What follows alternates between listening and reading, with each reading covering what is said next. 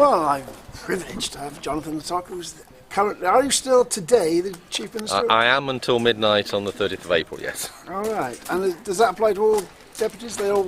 Yes, we serve until the new lot are sworn in, and they're sworn in from the 1st of May. All right. Presumably, you're fairly confident you'll be re-elected. I mean, No, I think it's 50-50 over here. Really? It's very difficult. Every Chief Minister in the past has done worse afterwards. I wasn't high up the polls last time, so I've taken nothing for granted. Really? I've worked as hard as I can, but I'm not going to lose any sleep over it. I couldn't have tried any harder. I knocked on doors and did all the things that Guernsey people expect. I mean, obviously, the issues are a huge number of issues. Mm-hmm. What, obviously, the usual question, what are people saying to you? What are the main issues for the public? Well, from the public, the people I've spoken to, be they people I've met on the doors or people at the hustings or at other events, the two main subjects are education, and in this district we have one of the schools that is potentially threatened. It needs a rebuild, and that's my view. Well, I'm told the numbers don't add up. You don't actually need the spaces, so I'm told. Well, that's true in terms of the overall number of schools, Right. but as to which one should be rebuilt and which should Right. should close is another question. The 11 plus, which is our current selection system at age 11, that decision's already been made, but some people would like to revisit it. So there are some people on the doors who want to vote for candidates who will bring that back for reconsideration.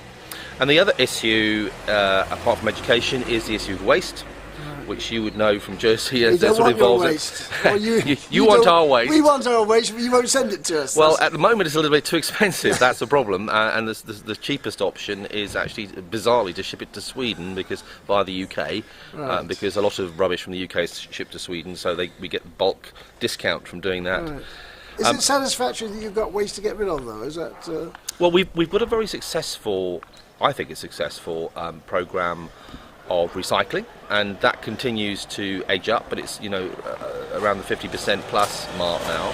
I don't think it'll go hugely higher than that, but that shows that it was, I think, right for us not to build a massive great incinerator like you've got in Jersey. Which is only going to last 15 years, we're now told. Well, that's true, because my view is we didn't need that. Had we built that years ago, then we would have been stuck with the same problem you've got, which is efficiency and making it run, having enough waste to burn to make it run properly. So we're going to have to ship waste, and that's a big concern because there'll be a cost in doing that probably has a premium attached. My own view is we'll have to do that for a few years, but in terms of environmentally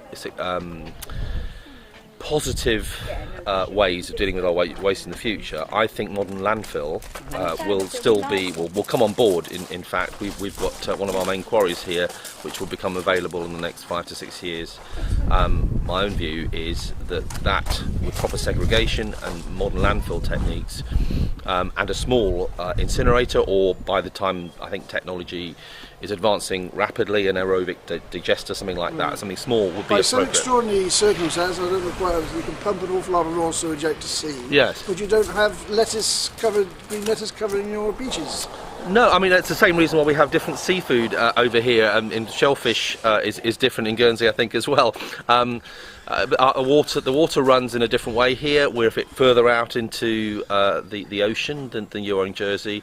It's deeper waters around here. That's another issue, deep water birth, that we're looking at, I think, and it's been not a top issue, but it's been amongst a number of issues. Well, they do look magnificent. See the cruise ships moored out in the bay there. Absolutely, and it's obviously business to be done there, isn't it? It is, and if we did have a deep water berth and they were able to berth alongside, then we'd get a lot more visitors, because some don't want to take the tender option of coming in. So that could provide a little boost. If I to our jump tourism. about a bit, well, I'm very pessimistic about farming, agriculture in Jersey, but there doesn't seem to be a great deal here, but there's obviously a lot of countryside. Somebody's looking after it, somebody's planting grass and doing something with the grass. What is going on? Is it sustainable? Well, we've got obviously Guernsey cattle has had a massive change in the last 30 years. My uncle was a farmer, and going back sort of 30, 40 years, there were over 100, now there are about 20.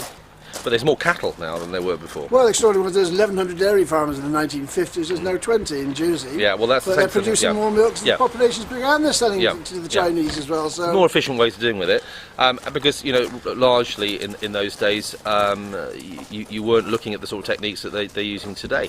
Having said that, in terms of managing the land, we do subsidise farmers. Right. So some of them use that in the form of managing the land they've got available, with some of which is used for cattle, some of which is used for horses, and that horse is very popular here. Quite a lot of horses in the field. Very, very popular. And that doesn't upset anybody from an agricultural point of view? Yes, it does. Oh no, it does. There's concerns about the increase in stables and horses on the island.